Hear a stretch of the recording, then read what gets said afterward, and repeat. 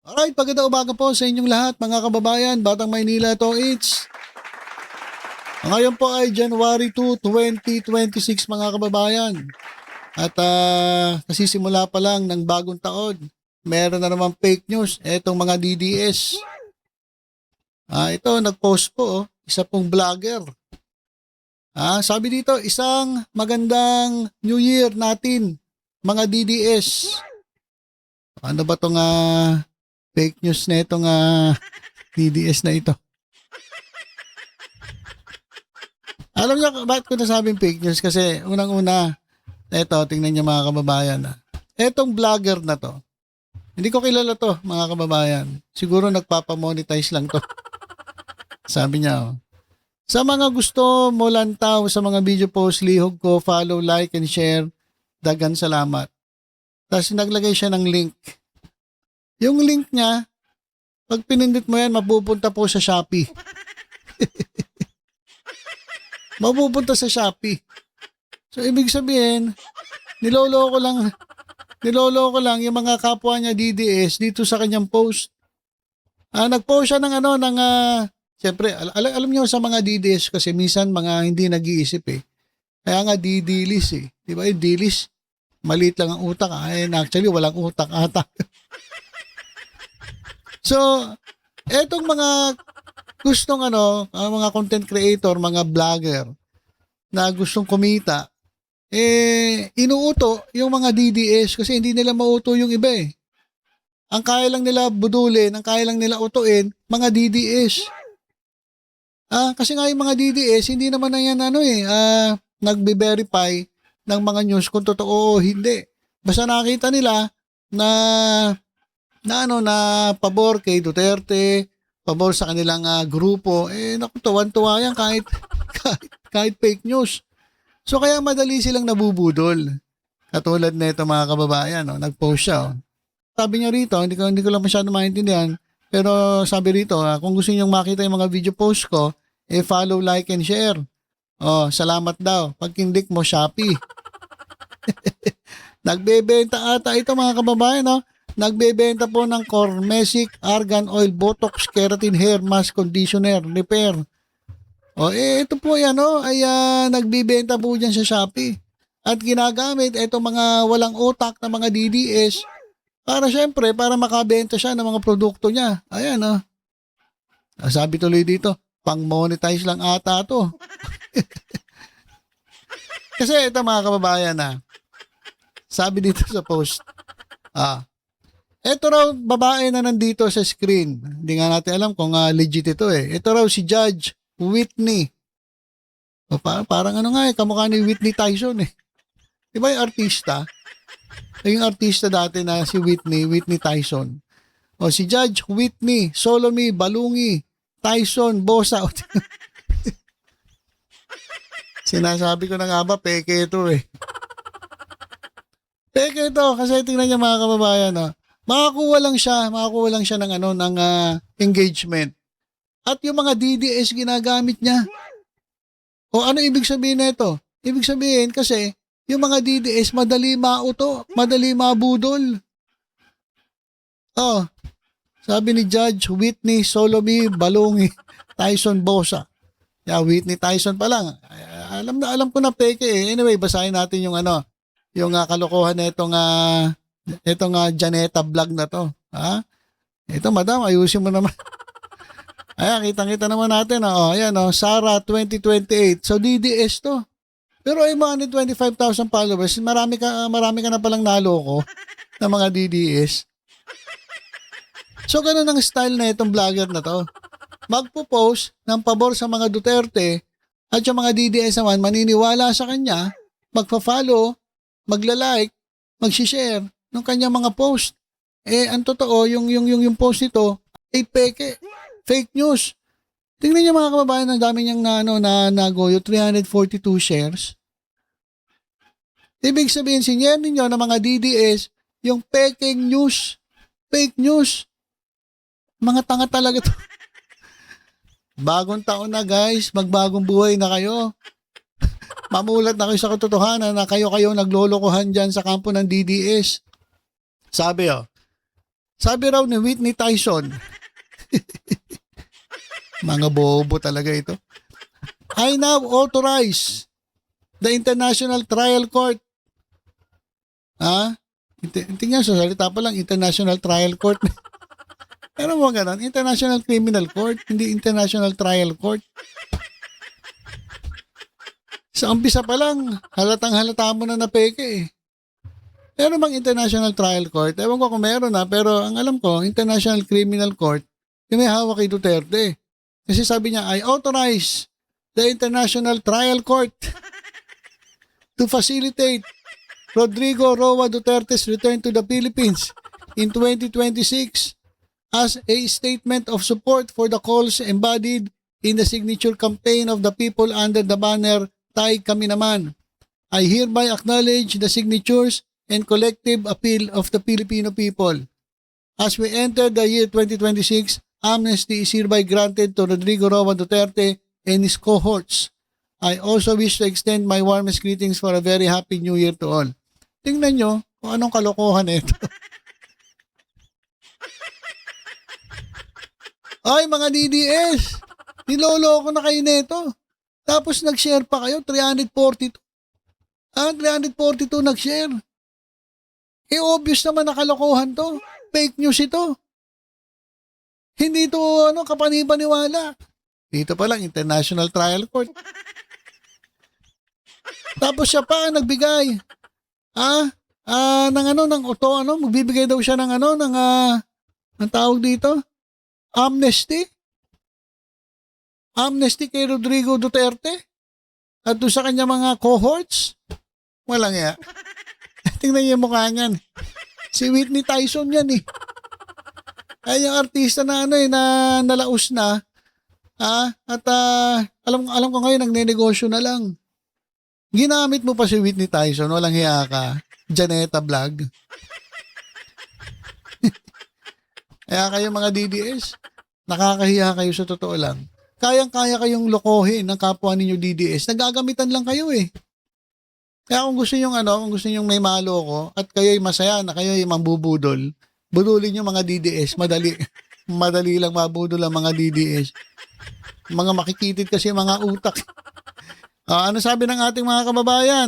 Buta ito, nakahalata. Pang-monetize lang ata ito eh. Totoo, pang-monetize lang talaga. Magkaroon lang siya ng engagement sa kanyang Facebook page. Niloloko lang kayo na itong vlog na to, ng vlogger na to. Sabi dito, relax lang kayo, darating din tayo dyan at mangyayari din yan.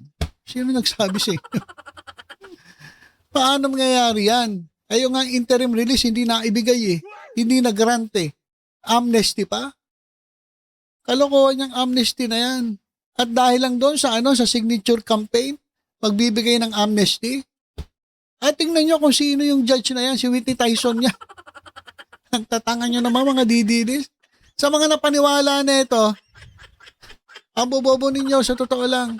Kahit kailan talaga, ang bobobo ninyo mga DDS. Kami dito, malamang, dami na namang maniniwala dito. Malamang. Ang dami na nga naniwala eh. Meron nga 342 shares eh. Buti itong kababayan natin na ito, kahit paano nagsasaliksik Ito mga kababayan Huwag po basta-basta maniniwala sa mga nakikita natin. Hindi po ito totoo. Dapat po talagang maging mapanuri at kumpirmahin ang impormasyon bago ito i-post. Maging responsable po tayo sa pagpo-post dito upang hindi po tayo makapagdulot ng pagkadismaya sa mga taong naghihintay sa paglaya niya. Ako din po ay nag-aangad ng pag-uwi ni Tatay Digong, always praying that he will be home soon. God bless us all. So, sabi ko sa inyo yung mga DDS, mga paasa. Pinapaasa nila yung mga kapwa nila DDS. At itong vlogger na to, gusto lang kumita. Gusto lang siguro magparami ng kanyang engagement. At gusto makabenta. Ayan dito sa Shopee magbibenta lang siya sa Shopee. Ayan Cormesic Argan Oil, Botox, Keratin Hair, Mask, Conditioner, Repair, Damage Free, Sinorish Essence, Shopee Philippines. Tapos yung iba, nag-share. Kahit kailan talaga ang tatanga na itong mga didilis na ito. O, meron na namang ano rito. Justin Rodrigo Duterte founded. Mga kababayan, lalong-lalo na po dun sa mga grupo ng mga DDS. Niloloko kayo ng kapwa ninyo DDS. Ayan nakasuot pa siya ng Sara 2028. Niloloko kayo ng kapwa ninyo DDS, huwag kayo maniniwala. Halatang-halata naman Whitney, Solomi, Balongi, Tyson. Walang iya talaga. So na-share ko lang para sa kaalaman ng lahat na ito talaga mga DDS ang dali-dali nilang maloko. Sila yung ginagamit. Kung gusto niyo magkaroon ng engagement, mag-post kayo ng mga pabor sa DDS, sigurado dudumugin kayo. Mag-follow, mag-share, magla-like sila sa'yo. Kasi hindi sila nag-iisip, hindi nila tinitingnan kung totoo ba yung pinopost mo. Hindi man lang kayo mag-imbestiga. Tingnan nyo, niloloko kayo harap-harapan. Fake news talaga itong mga DDS Kasi simula pa lang ng taon, fake news agad kayo O, di kayo nag-uutuan, kayo naggagamitan, kayo naglolokohan. Hindi ko masisisi yung ilang mga DD list talaga na gusto lang kumita, gusto lang magkaroon ng engagement kasi nga, uto-uto yung iba dyan sa mga DD list. Hindi nag-iisip. Di ba? Buti yung iba meron nakakaintindi. Iba talaga wala. Nag-share pa talaga, sinare pa talaga nila. At umaasa pa na totoo itong sinasabi ni Whitney Tyson. Ay nako mga DD list, magbago na kayo oy. 2026 na. Ay nako. At eto mga kababayan, ito naman nakakagalit. Nakakagalit naman itong nabigyan di umano ng 2 million bonus itong mga kongresista. Ang lalaki na ng sweldo ninyo. Tapos bibigyan pa kayo ng bonus na 2 million. Habang yung mga ordinaryong mga mamamayan, ordinaryong mga nagtatrabaho, mga teachers, nurses, yung mga ordinaryong na lumalaban ng patas, hindi nagnanakaw, walang pork barrel. Ang inaasahan lang yung kanilang sweldo, yung kanilang 13th month pay, 14th month pay, at yung bonus na usually, ang bonus 5,000 lang. Pag nabigyan ka ng bonus sa 10,000, tuwan-tuwa ka na. Pero itong mga hinayupak na mga magnanakaw na ito, 2 million bonus. Anak ng puti kayo. Bonus lang yan, guys. 2 million bonus. Yung mga ordinary mga Pilipino, magkano ba ang kinikita annually? 250,000? Sabihin na natin ganon, sa isang taon. Ibig sabihin, kung 250,000 kinikita mo sa isang taon, sa 1 million mo, 4 na taon, 8 taon mo bago mo kitain ng 2 million. Nasa kanila, bonus lang, mga kababayan. Anak ng toko itong mga to. Ang kakapal na mukha ninyo. Alalaki na ng sweldo nito May mga pork barrel pa to. At may bonus 2 million. Ibang klase. Tapos magpapalusot pa. Yung 2 million bonus daw para sa Christmas party ng mga barangay captain. Pakinggan natin itong si Puno. Itong si Ronaldo Puno. Tungkol dito sa 2 million Christmas bonus. Para sa ambayan talaga. Pakinggan natin itong si Congressman Ronaldo Puno. Sir, meron daw pong may sinabi si Levis again na 2 million pesos daw po yung inyong Christmas bonus bawat kongresista. Ewan ko siya, tumanggap siya ng 2 million, Pero ang ganito ang sistema dito, may sweldo kami. Ang sweldo namin sumusunod sa pay scale ng gobyerno. How much per month? Mga 240 a month yata, ganon. 300K daw sabi niya. O baka ganon. Hindi ko masyadong maalala, no? But then we get, kumbaga, a district operating fund, no, which everybody also gets, no?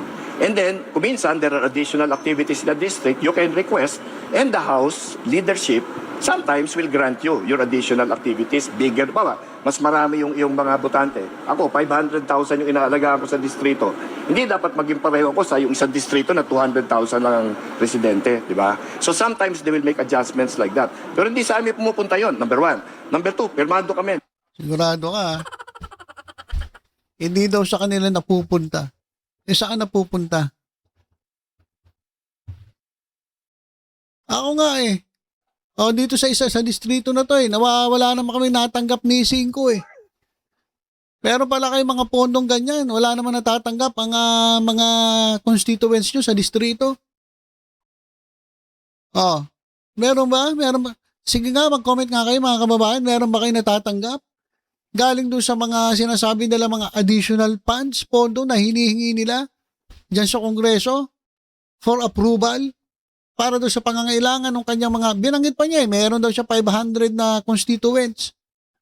Doon daw ibibigay yon. May natatanggap ba kayo? Dito sa mga hinayupak na mga opisyalis na ito na ibinoto ninyo? Yung mga representante, may natatanggap kayo?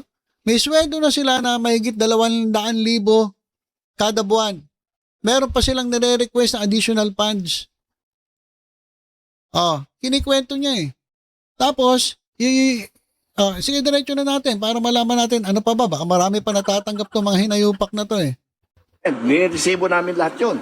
Okay? Walang cash na lumalabas din. Sinasabi niya mga bundles of cash. Hindi ko alam kung ano yun. So there's Kasi no 2 million, sir? there's accounting eh. Alam mo yun? Kaya hindi pwedeng mga pataguyan eh. Sir, can you categorically deny na may 2 million pesos Christmas bonus po? I don't think everybody got 2 million. Okay? Higher? No, I don't think anybody got I don't think everybody got 2 million, and I don't think anybody got higher than 2 million, you know. And in the last analysis, it's not a Christmas bonus. It is an additional funding for your Christmas requirements in your district. Sabi niya, hindi naman daw yung Christmas bonus.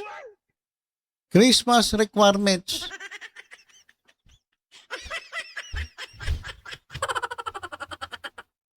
Ano ba pagkakaiba nun? Christmas bonus, Christmas requirements. Ganun din yun. Yun din yun eh. Diba? Additional na budget, binigay, requirements, bonus din yun eh.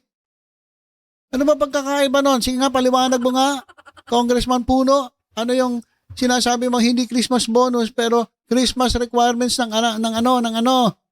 Okay? So, again, naka-record lahat yan, di ba? May Hindi naman namin tinatanong kung nakarecord o hindi eh. Abutan nyo lang yung COA, tuwan-tuwa na yan eh. Siyempre kasama nyo yung COA eh, nililigaluhan nyo yung COA eh. Alam nyo mga kababayan, ito naranasan ko sa totoong buhay. Etong mga doon pa lang sa DPWH, wag na sa congressman. Sa congressman mas malala. District engineer. Alam nyo ba na itong mga Pasko, bagong taon, ang dami na nakapila dyan. District engineer. Kasi PR yan eh.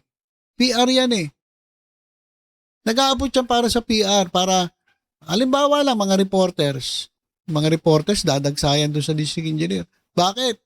Siyempre, pag naabutan, maggagawa ng report na maganda yan doon sa district engineer. Di mas lalo na sa congressman. Yung mga susunod sa tabloid, sa mga kung ano-ano. Maganda po ang report nila kapag nabigyan sila. Kaya tuwing Pasko, punong-puno yung mga opisina nila ng mga dumadalaw dyan. Tapos syempre, etong mga kupal na mga mapulpolitiko, gagawin nila, mag-aabot ngayon sila mamamasko. Huwag mo sabihin yung COA, hindi nakakatanggap yan. Meron yan. Yung mga empleyado ng COA, tao rin yan eh. Hindi naman mga robot yan eh. Yung mga COA na yan, mabigyan mo na regalo yan. Alam na. Hindi ko naman nila lahat, pero halos lahat. Tao po kasi yan. Lalo na Pasko, sabi na, hindi, inabot lang naman to. Hindi naman to bayad, hindi naman to suhol. Hindi. Sabi nyo eh. Hindi. Eto si Puno, paulit-ulit, nakarecord naman yan, nakalista naman yan, na-audit naman yan, naka-account naman yan. Hindi naman namin tinatanong yon. Tinatanong namin saan napupunta o saan napunta yung 2 milyon. Marami agad, masyado defensive eh. Napag-aalata ka tuloy, masyado ka defensive eh. Dyan, kung nagwawalang yaan dyan, di siguro malalaman naman yan. Paano Christmas requirements? Ano yung Ano yung per Christmas district? requirements per district? Tinatanong ka, simpleng-simpleng tanong, ang dami mong pasakali. 2 million. Oh, tapos, sabi mo, Christmas requirement, hindi Christmas bonus. Ay lang yung tinutumbok na sagot mo dapat. Ang dami mo paikot-ikot eh. Meron ka pang mga halatang-halata masyado ka defensive eh. O saan napupunta yung 2 million? Dami mong pautot. Well, Christmas party ka sa mga barangay captain mo. Ay, grabe. Walang nga Christmas party, 2 milyon.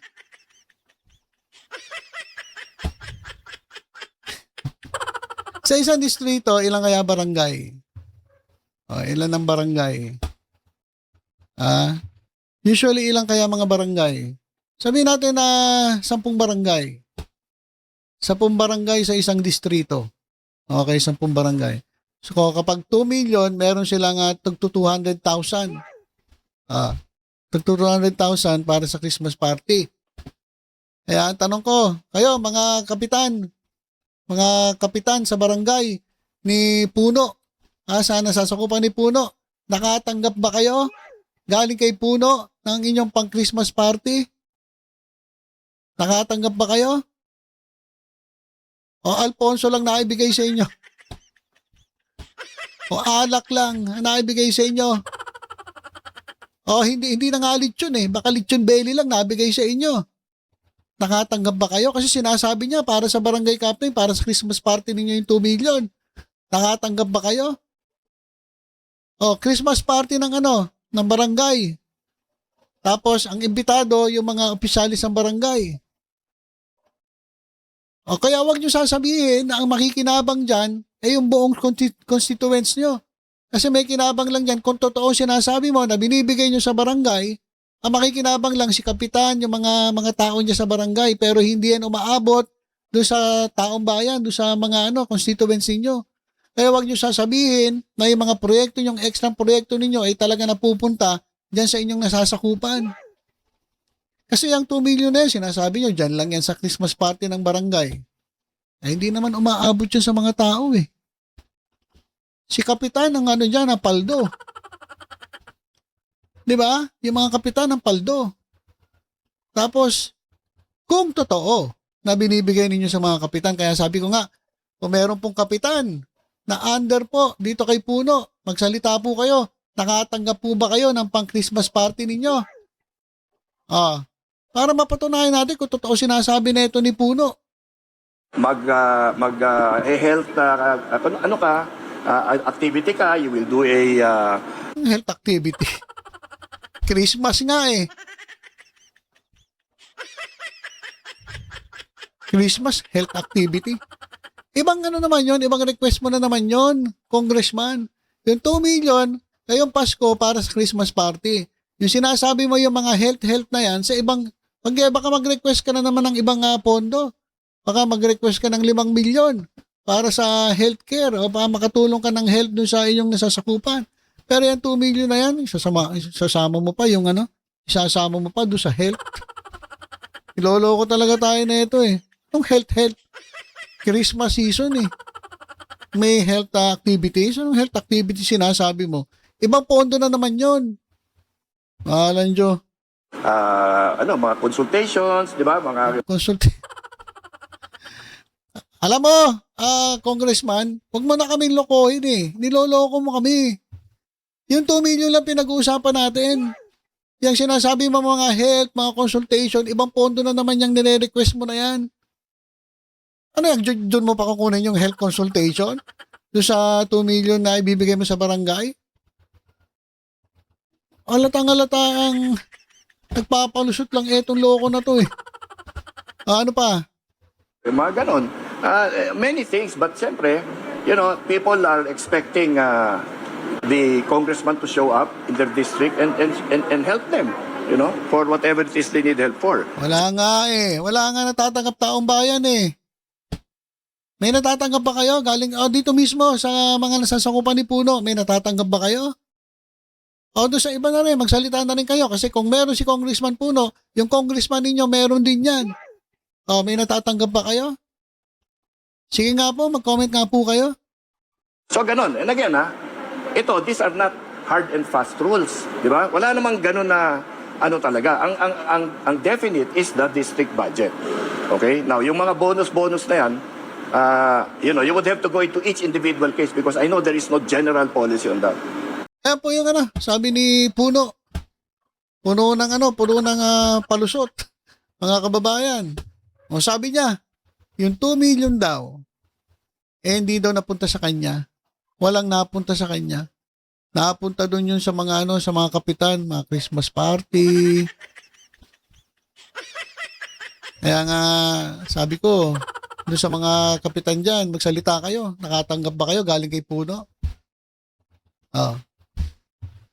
Kaya alam niyo, sa totoo lang, nakakagalit. Kasi simula pa lang ng taon, nagagalit na tayo dahil dito sa mga pinaggagawa nito mga hinayupak na mga pulpolitiko na nilagay natin sa pwesto. Biruin mo, 2 million bonus. Yung mga patas na lumalaban, hindi naman nakakatanggap ng ganyang kalaki. Yung bonus ka, 5,000, 10,000. Pero sila, 2 million. Anak ng toko yan. Grabe. Kaya nga, sabi ni Cara David, mamatay na sana lahat ng korap eh. Kasi grabe. Hindi naman ito sarili niyong pera. Pera po ng taong bayan. Galing po yan sa buwis na binabayaran ng taong bayan. Mahiya naman kayo. Labas kayo ng labas ang pera para doon sa mga congressman, senator. Baka pwede naman, unahin nyo taong bayan. Anak ng mga teteng kayo. Ibang klase kayo. Kaya galit ang taong bayan sa inyo. Mas gusto mamatay na kayong lahat eh. Yun yung sinasabi nila eh. Di ba? Kasi nga, kayo lang nakikinabang eh doon sa pinaghirapan ng mga taong bayan. Anak ng teteng. Alright, so yun lang po muna mga kababayan. Sisimula pa lang na taon, nakakagalit na, nakakabwisit na. Itong mga nababalitaan natin. Bisit. Okay, so yun lang po muna. Basta tutok-tutok lang po dito sa Batang Maynila. Tuwid sa iba pang updates. Ingat po tayong lahat. God bless po.